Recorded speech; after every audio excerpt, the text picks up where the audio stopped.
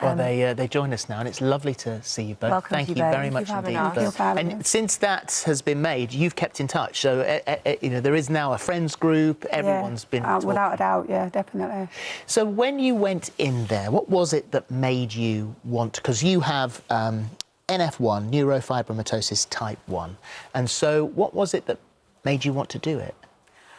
Every day, I'm always getting looked at, like in the street, no matter where I go. And so I thought to myself, when I got this opportunity, that I'd like to just go in there and spread more awareness for me, my family, other people that have neurofibromatosis. What effect has it had on your confidence throughout your life, the way that other people treat you? It's totally dented my confidence because I'm self-conscious all the time that people are watching me and looking at me, wondering what it is. Some people think that I'm contagious. They won't touch my hand or things like that. They do treat me different, and I want to get the message out there that just because we look different, we aren't different. No, exactly. And Harnaam, you've been on the show before, and you spoke about your polycystic ovaries and living with that. And actually, you're quite incredible what you do with your life now. You're a model, you're an anti-bullying activist, body positive activist, life coach. Yeah. So going into this experience for you was quite different, actually, for Rachael, wasn't it? Because you were confident beforehand. I mean, everything that I do now, it's obviously taken a journey to get here, to become confident, have self-esteem and value myself. And I'm thinking, well, if you've gotten to this stage now where you're confident, I need to be able to go to this house and help other people that might need it. Yeah. And anything that I do now, I just want to add value. And I want to add value to society, the lives of people, and I want to help other people become a lot more confident. Like, just because we look different, don't treat us differently. And how did you get to that point? Because a lot of people, I mean, I imagine you had this conversation when you were in there. So how did you get to that point? What was the turning point? I think, for me, there's only one rule that I live by, and that's my body, my rules. And just by being able to say that to myself I just gave myself the liberation to do what I want, say what I want, adorn myself in whichever way I want, and think, you know, this life is yours to live. Yeah. And I'm not here to live it for anyone but myself. But it's the free will that I have that allows me to help other people. And that's what I want to do. But it wasn't always like that. No, of course not. I mean, we talked when you were here the last time. I mean, life was hideous. It was cruel. And I've been through a lot in my life. I've been through a lot of abuse, a lot of trauma. And I'm not the victim anymore. I'm the victor. And I want to help people become that too.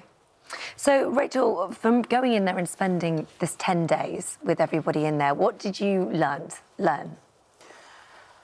It was a really nice experience because everybody in the house was different and not one person was judging me for the way I looked. So we all had this same kind of empathy for each other. Yeah.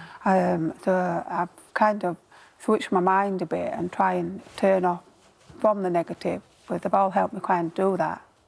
And so since you've left the house, have you been able to take that with you? Is life any different, any easier? It is. It is in some respect because I'm talking about it more. I've been telling everybody that I'm going on this programme and I've been able to talk about my skin condition more than people ask more. But I can't deal with the people that are staring and prodding and not asking questions. I'd rather they just speak to me, ask me. Is that right? If anybody wants to ask you, just to come up and ask you. Smile with it. Yeah. Yeah. And that, the fact that people do that to you has, in the past, stopped you going out. You've been a prisoner at home. Definitely. I have my down days and I don't want to go out and look in the mirror and think, you know, I don't like what I see sometimes. And then other days I just get on with it. My children keep me going. My family keep me going. And being able to talk about it more is definitely keeping me going.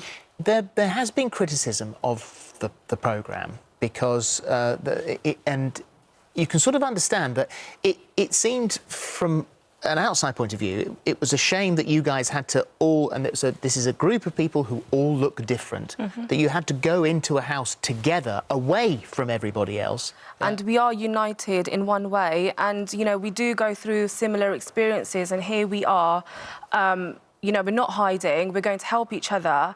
And it's more to educate society and people that, do you know what, we're different, but we've got families, we date, we've got partners, and we're not going to sort of hide away from society. Like, we're on TV, you know, and it's one of the hardest things that anyone can do is be like, do you know what, I look different, I'm going to embrace it, and I'm going to show the world exactly who I am. And it takes a very strong person to say that. And I think I absolutely love everyone in the house, and they were all amazing people. And I value everyone, yourself, and everyone that I met so highly. Is it because what you want to do, what you both want to do, and quite obviously, you know, there have been moments in your life when people have been so damn cruel. It is appalling that human beings can treat each other in such a way. Horrible. You've got to go home and nurse those wounds.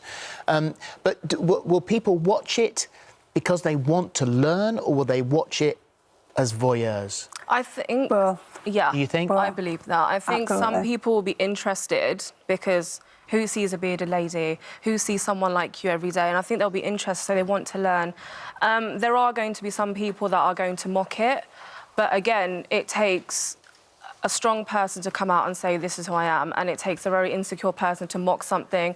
Like, to walk a mile in our shoes, it's hard to, and we do it every single day, and I think that's very commendable. So for people to see it, and I mean, I've seen people call it a freak show, and I'm thinking, don't label that, you know, don't label us as that, because it's funny, because as soon as someone looks different and they go on TV, you know, we're made fun out of, but if someone looks normal, you don't see any headlines like that. Yeah. Like, we're not freaks, we're people, and we are, you know, we've got high self-esteem, and we're going to live life amazingly. Well, you're both amazing. You women. really are. You really are. And I you. love the friendship between the two of you as well, because that's so important. Yeah. And thank you so much for coming in Thank you for today. having us. What we're talking about is The House of Extraordinary People. It's tonight on Channel 5 at 10 p.m. And thank you both. thank you as well for having us. Very much.